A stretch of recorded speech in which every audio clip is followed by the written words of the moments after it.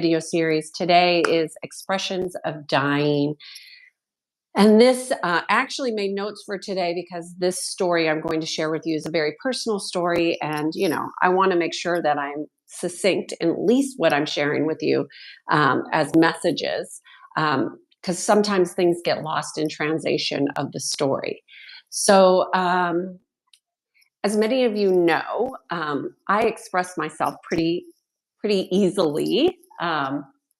And when I have emotions, and I don't really ascribe to judgments of my emotions or ask myself, why am I having emotions? I have always, since I was a little girl, and been just, you know, I wouldn't say I was emotionally imbalanced. I just was just easily would have emotions and then I would let them flow through and then I would move on. I mean, since I was a little girl. And then, as I've grown up, I've always seen emotions as a tool for sensing the energies around me. And that's one of my tools that I use. I use all my senses. One of my superpowers is smell and scent, which, as you can imagine, can be quite offensive at times when you're smelling people's body odor, but that's another story. Today is about expressions of dying, and I wanted to share a personal story from when my mother was dying, and one of the things that she shared with me. So, as we go about life, we're just ourselves, right? We're doing our own selves, we're our own unique way. And I've always known that I'm unique and that I express differently than those that are around me. I've always have known that. But it wasn't until my mother was dying and she was literally on her deathbed and she was laying on the bed and I was sitting on the floor and we were just talking and communicating. And you can see I'm getting emotional as I'm thinking about it because you never really understand what impact you have on people until they're dying. And when people are on their deathbed, they say things that they've been holding on to. And one of the things that my mother shared with me was that she had always been jealous that I could cry. And I thought that struck me as so crazy, right? Because if somebody's going to be jealous, is it going to be jealous that I could cry? Like I never even entered my realm of consciousness until that moment that one, my mother was jealous of anything of me, and two, that she would be jealous of my ability, which I really now see now as an ability to emote, to have tears and cry and move through things and really expressions of who I am, where I never realized until that moment my mother never cried. And she never cried. She said she'd never been able to cry. It was always very difficult. And she held it in. And then she was actually jealous of my tears. It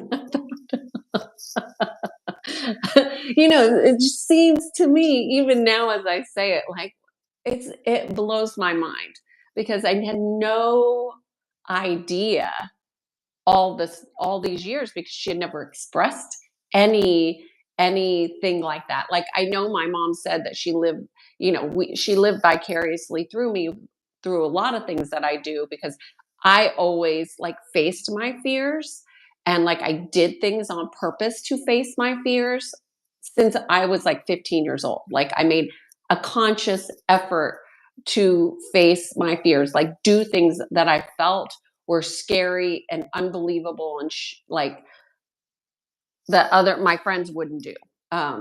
Anyway, so I've always been like that, and my mother apparently noticed that and had awareness of that because I was making these conscious choices. So I wasn't afraid to tell her like, "Hey, this is the scary thing that I did today."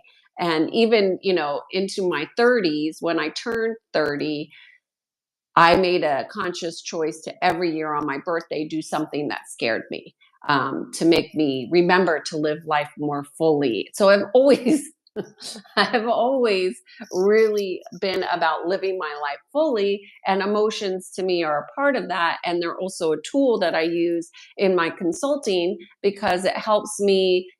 I'm an empath, so it's part of my tool bag, but it's part of my tool bag because I didn't shut it down. And so here my mother is on her deathbed sharing that piece of information with me, which was really touching. And I'm so appreciative of it because now I see that moment as not just that whole experience of sitting there when she was dying, because we laughed. We laughed literally until we cried. And that the whole experience was really just such a gift.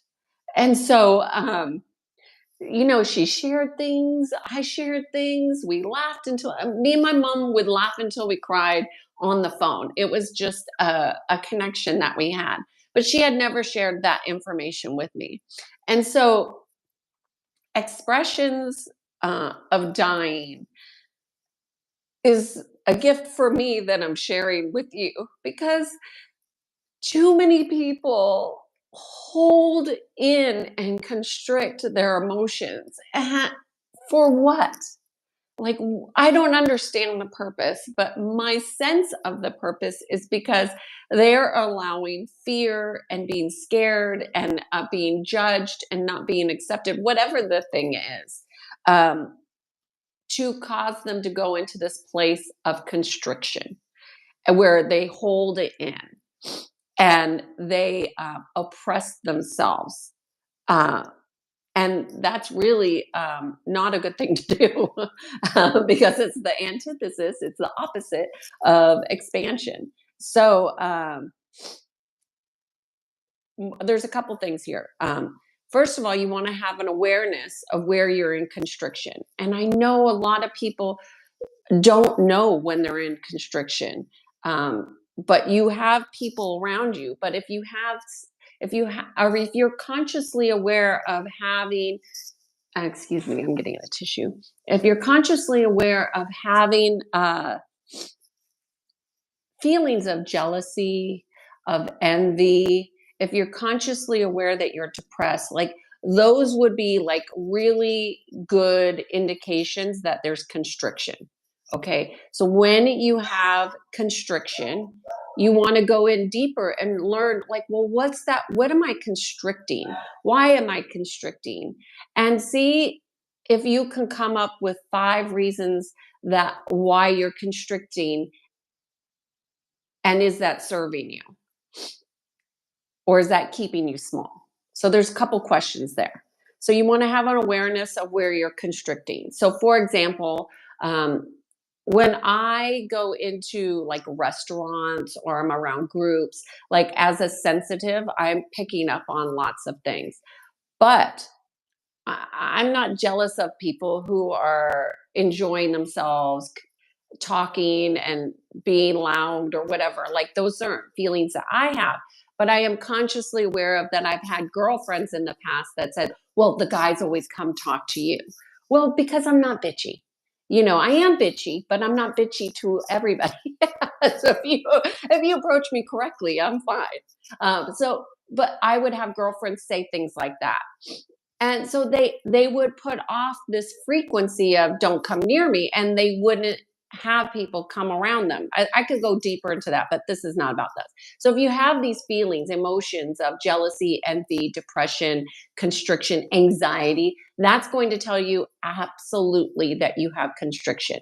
Then you want to go deeper into learning, well, what are you constricted around? Are there certain situations?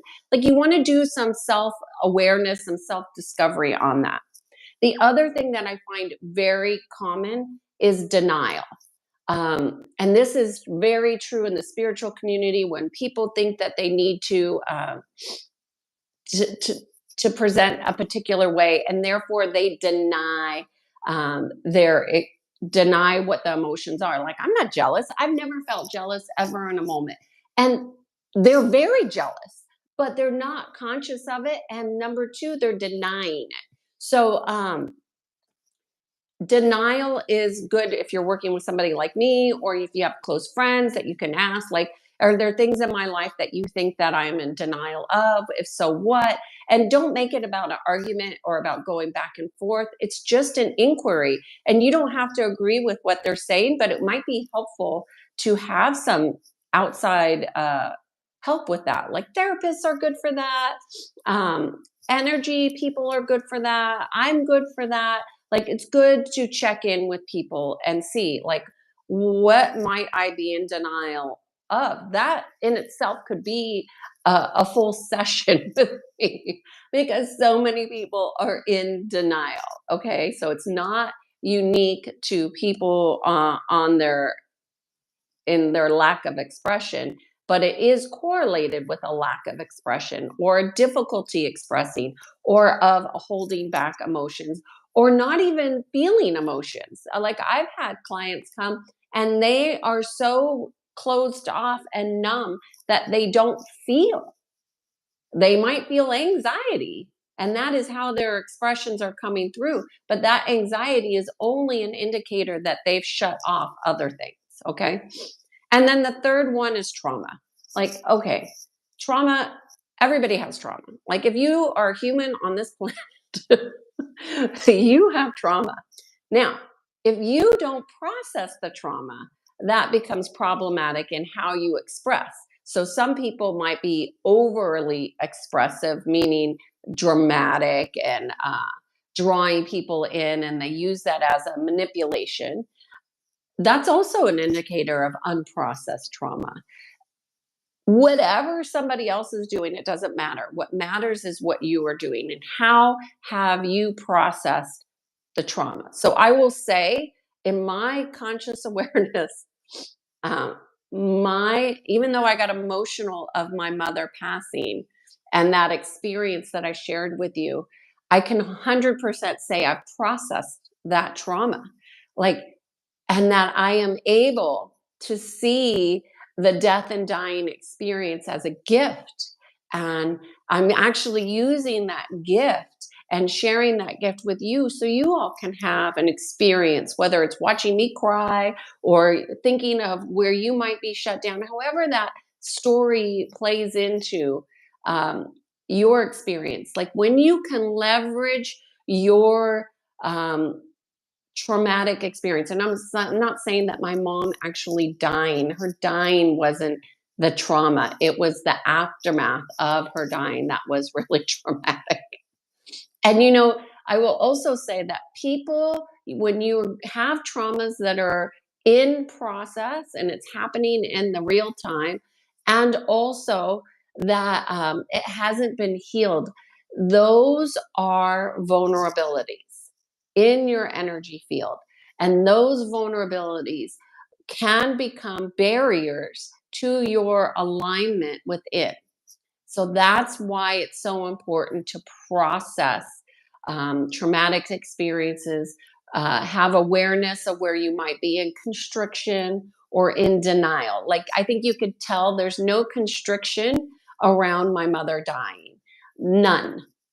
There's absolutely zero constriction. It doesn't make me feel small. It doesn't make me feel sad. It does make me feel emotions, but those emotions are beautiful expressions of the relationship that we had, not the experience that was had from her process of dying.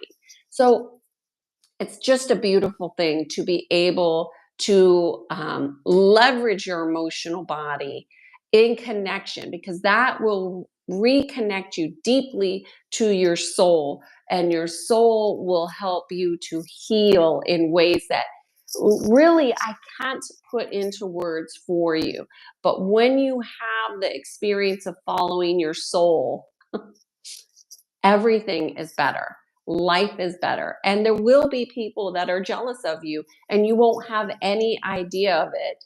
And it's really none of your business what other people are jealous of, unless they are expressing it to you. And then you get a gift. And you get the gift of deeper gratitude. You get the gift of deeper understanding and insight and wisdoms. And you get the gift of a deeper more meaningful relationship with those around you who are willing to share and express with you their biggest fears and their biggest uh, regrets. And I would say, my mother, I wouldn't say that she regretted not having emotion because she was really never taught how to express. And I think that's where a lot of us are. We don't have a lot of people around us that are expressing freely. So it's become very difficult to understand, well, how do we do it? And there's not one way to do it other than to just begin to face your fears, face those things that are scary and start to move through them. And then your own experience, this is experiential learning, will teach you how to express. Like it'll be unique to you. And that's a beautiful thing because we all have a unique gift that we bring to our relationships. And that is bringing our most authentic self to each relationship. So I hope you found this supportive and helpful on your journey. I am Kiana Sage and I guide people to peace. And if you feel called to have a session, please do so. I'd love to help and support you on your journey. Cheers to being in sync.